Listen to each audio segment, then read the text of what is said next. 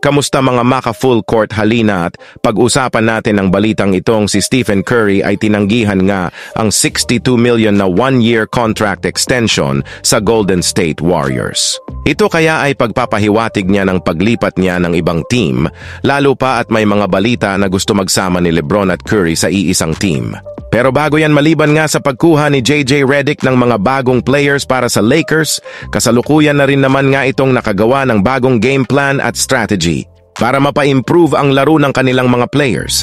Sa katunayan, isa nga sa mga pagtutuunan niya ng pansina ay kung paano niya gagamitin si Christian Wood sa kanilang rotation. Mismong si Redick na nga ang nagsabi na pansin niya na hindi masyadong nakakapagambag si Christian Wood sa kanilang lineup since limitado lamang ang role nito kay Coach Darvin Ham. Siyempre sa pagpasok nga ng bagong season, plano nga ni Redick na ibalik ang tunay na laro ni Christian Wood sa pamamagitan ng madalas na paggamit sa kanya bilang tandem kay Anthony Davis. Tama po kayo nang narinig magmaka full court, hindi nga kagaya ng last season, gagamitin na nga niya ngayon ang kanilang big man na si Christian Wood at Anthony Davis sa next season. Ibig sabihin, malaki ang posibilidad na gamitin nila ito bilang bagong starting center para maibalik si Anthony Davis sa original na posisyon na power forward. Samantala naman ayon kay Anthony Slater ng The Athletic, hindi inaasahan mag-uusap si Stephen Curry at ang Golden State Warriors para pag-usapan ng isang contract extension para sa kanyang future sa team ng Warriors.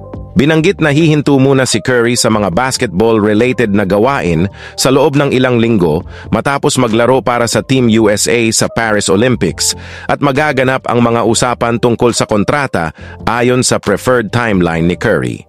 Ang 36-year-old na si Curry ay qualified para sa one-year extension na nagkakahalaga ng 62.6 million o kung pipiliin niyang pumirma sa susunod na taon na eligible siyang makakakuha ng 130 million.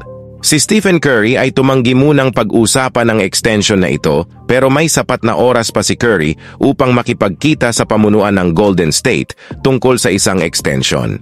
Dahil ang deadline upang makarating sa isang kasunduan ay sa October 21. Mayroon pa siyang dalawang natitirang season sa kanyang 4-year, 2.15 million contract na pinirmahan niya noong 2021.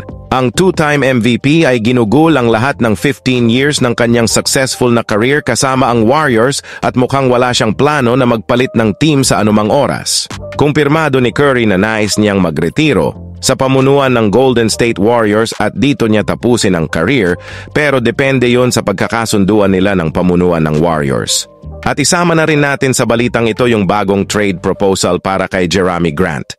Sa bagong inilabas na balita ni Adrian Wojnarowski, ang Los Angeles Lakers ay makukuha si Jerami Grant kapalit sila D'Angelo Russell, Jared Vanderbilt, Maxwell Lewis at isang 2029 first-round pick. Ayon sa batikan na analyst, hihintayin nila ang sagot ng pamunuan ng Blazers kung mag-agree ba ito sa deal at ayon din kay Adrian Wojnarowski ay marami pang araw nakalatag na trade proposal itong Lakers sa ibang team katulad lamang ng Chicago Bulls at Charlotte Hornets at Wizards.